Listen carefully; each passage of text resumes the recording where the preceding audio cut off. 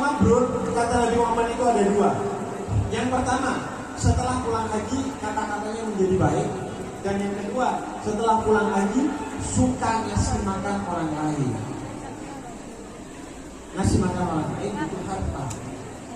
Maka haji yang mabrur itulah haji yang kaitannya juga dengan harta, yaitu ngasih makan orang lain.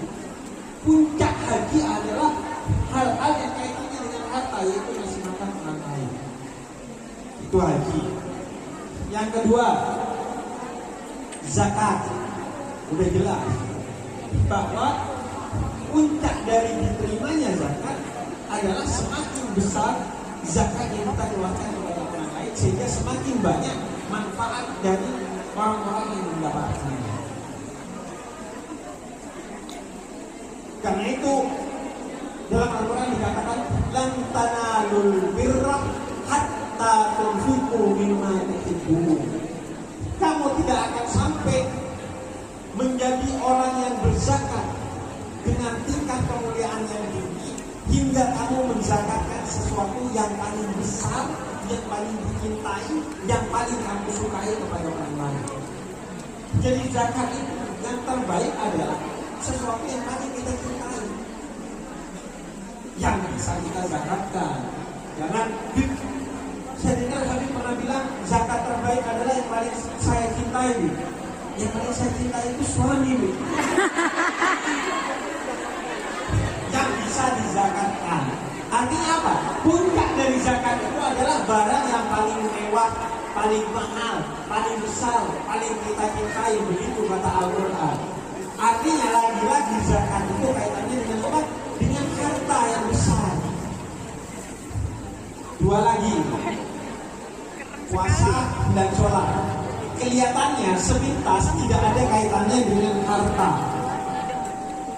tapi nyatanya terkait erat dengan harta. Puasa, puncak dari puasa itu adalah ngasih makan orang yang berpuasa, kata Nabi Muhammad. Kata Nabi, siapa yang ngasih makan orang yang berpuasa, maka dia akan mendapatkan seolah-olah hari itu dia juga berpuasa. Ngasih makan buka puasa 1000 orang berarti kita 1000 kali pahala orang yang berpuasa. Karena ujung-ujungnya harta lagi. Puasa itu bahkan kata Nabi Muhammad, Ramadan itu adalah Syahrul Mubarak, bulan yang penuh keberkahan. Kenapa? Karena Nabi Muhammad itu orang yang selalu berbagi. Dan ketika memasuki bulan Ramadan, keberbagian Nabi Muhammad itu meningkat berkali-kali lipat. Jadi puncak dari puasa itu adalah harta lagi. Begitu juga sholat. Sholat apa kaitannya dengan harta? Puncak dari sholat itu dijelaskan dalam Al-Quran.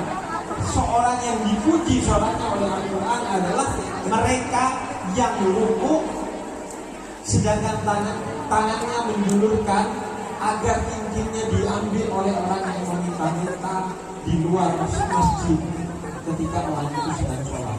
Ini kisah tentang seorang sahabat Nabi yang ketika ruku kemudian ada yang minta-minta, kemudian dia menjulurkan tangannya agar cincinnya diambil oleh manusia yang meminta-minta. Orang sholat yang seperti ini yang dipuji oleh Allah di dalam Al-Quran.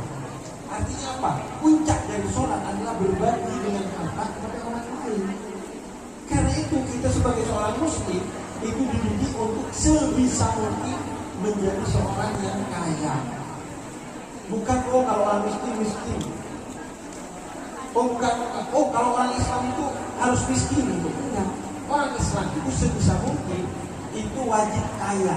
Karena semua ajaran Islam itu berangkatnya dari duit dan ujung-ujungnya adalah duit.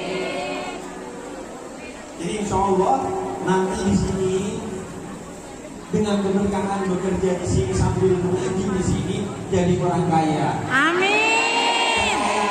Menjadi kebaikan bagi hidupnya. Amin. Di dunia hingga di akhirat.